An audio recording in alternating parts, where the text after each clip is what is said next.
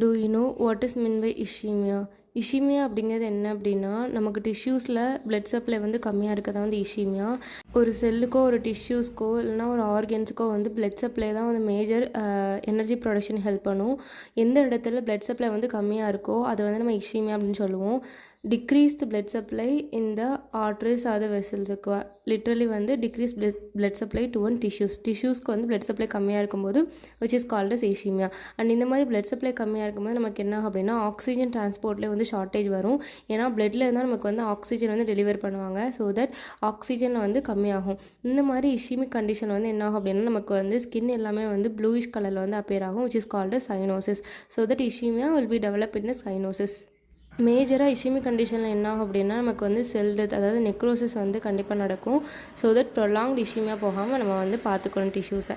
Thank you. See you all next video. Bye.